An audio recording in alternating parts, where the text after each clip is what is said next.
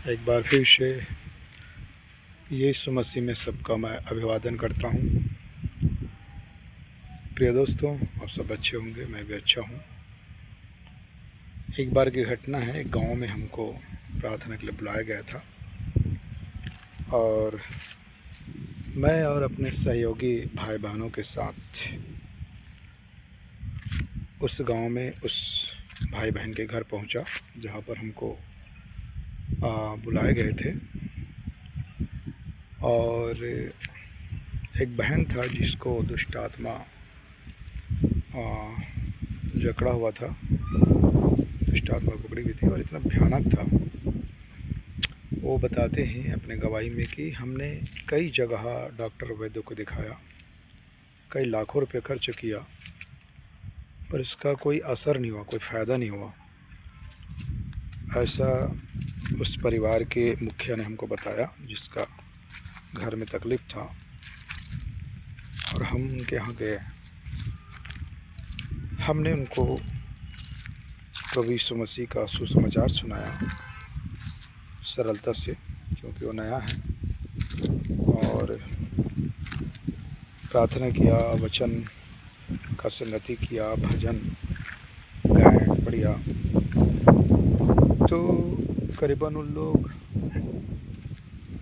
10-15 लोग लगभग रहे होंगे, जो सभी लोग उनके परिवार के लोग थे, बैठे हुए थे। उनका बेटा, बेटी, पति, पत्नी, उनका मम्मी और अन्य उनके परिवार के कुछ और सदस्य लोग थे।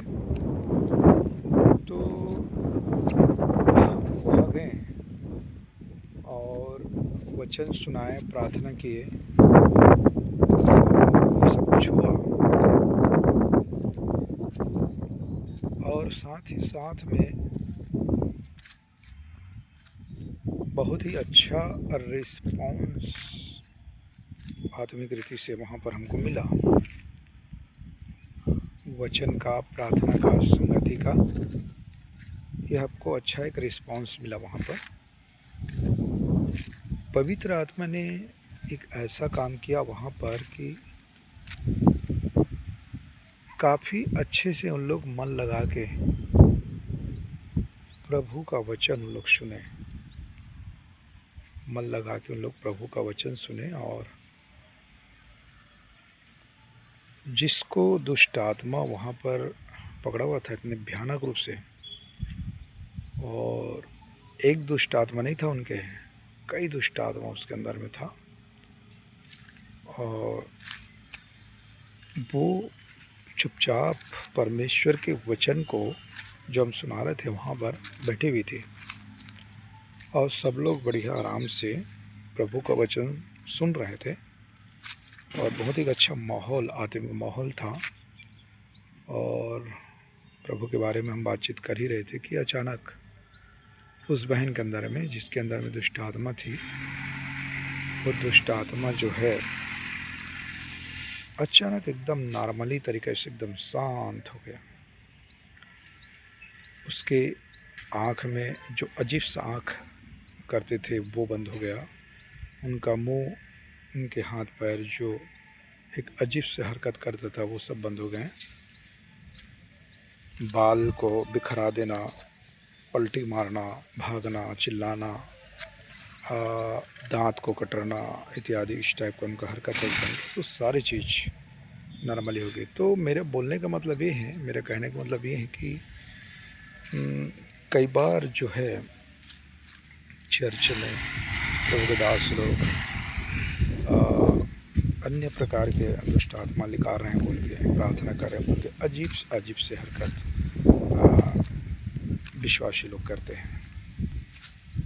तो ये सब चीज़ बाइबल में उदाहरण नहीं है। जब हम देखते हैं बाइबल को, तो बाइबल में इस प्रकार का है ना, ज़ोर ज़ोर से चिल्लाना और विश्वासी लोग अजीब से उनको पलटी मारना या पटकना, उठाना, या हाथ पैर में या आँखों में या कुछ और भी अजीब से एक्शन करना, ऐसा उदाहरण बाइबल में नहीं पाते।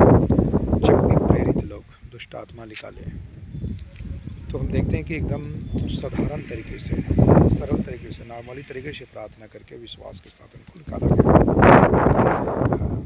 चाहे जो विश्वास करते थे या नहीं करते थे, फिर भी प्रेरित लोग को प्रभु ने ये सामर्थ्य दिया था, अधिकार दिया था, वरदान दिया था कि कोई भी बीमारी हो, कोई भी दुष्ट आत्मा निकाल देते थे बिना कोई शर्त के। और ऐसा यीशु मसीह। लेकिन आजकल बड़ा विडंबना चर्चेस में दिखाई दे रहा है।